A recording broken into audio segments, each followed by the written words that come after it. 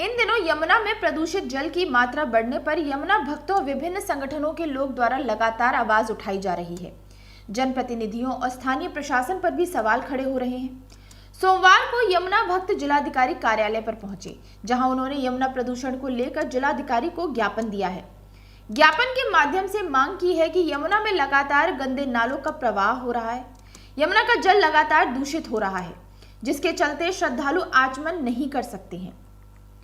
दुनिया भर से श्रद्धालु यमुना घाटों पर पूजा करने आते हैं। ऐसे में श्रद्धालुओं की आस्था के साथ भी बड़ा खिलवाड़ हो रहा है। इस दौरान जिलाधिकारी से मांग की है कि यमुना में गंदे नालों के प्रवाह को पूरी तरह बंद किया जाए और शुद्ध जल का प्रवाह कराया जाए। मथुरा में इन दिनों यमुना का मुद्दा काफ़ी चर्चाओं में है, क्योंकि चुनाव भी आ रहे हैं और जब चुनाव आते हैं उससे पहले यमुना शुद्धिकरण के बड़े बड़े दावे किए जाते हैं। और आज आप देख रहे हैं कि तमाम मथुरा के जो यमुना भक्त हैं और तमाम समाजसेवी संस्थाओं से जुड़े हुए लोग हैं, जिलाधिकारी कार्यालय पर यमुना के शुद्धिकरण की मांग को लेकर आए कि इन दिनों यमुना में काफ़ी दूषित पानी आ रहा है। क्या कुछ मांग आपने रखी है आज? हमने डीएम साहब से निवेदन किया है कि या तो हमारी माँ हमें ला के दे दो या हमारे प्राण हर दो, क्योंकि इसके अलावा हमारे पास कोई रास्ता बचा भी तो नहीं है। हम असहाय हैं। या कहीं ऐसा न हो जाए कि फिर से कोई पुत्र अपनी माँ के आदेश को मानकर लंका में आग लगा दे, क्योंकि अब माँ की पीड़ा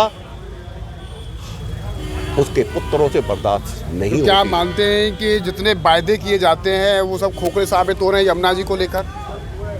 देखिए, मैं वादों से और छलावों से और आश्वासनों से इस कदर पीड़ित हूँ कि जैसे अर्जुन उन कौरवों से पीड़ित था, यानी कृष्ण स्वयं गए आखिरी समय और क्या कहा कि चलो छोड़ो, युद्ध ठहर गया है, फिर भी तुम इन्हें 5 गांव दे दो, मैं इन्हें समझा लूंगा। लेकिन ये कुरुवंती, ये कौरव, ये राजनीतिज्ञ चंद चांदी के टुकड़ों के लिए उस पार्टी थे, उस नेता थे जो स्वयं सनातन का प्रतीक है, हमारे योगी जी, मोदी जी, और कहते हैं हम भाजपा ही है। धिक्कार है इनकी सोच को।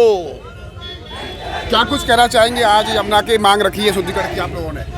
हमने डीएम साहब को ज्ञापन सौंपते हुए ये प्रार्थना की है कि आप हमारे साथ नौका में चलिए और नौका में चल करके जो ये सरकारी महकमा कहता है कि हमने नाले टेप कर दिए, नाले टेप करने का है और वहाँ से सीधी गंदगी यमुना में आ रही है। महादेव घाट की तरफ से भी ये नाले का भ्रमण किया, जो अवस्थाएं देखी उससे ऐसा लगा कि जो जूनियर अधिकारी हैं वो सीनियर अधिकारियों को जो आंखों में धूल झोंक रही हैं।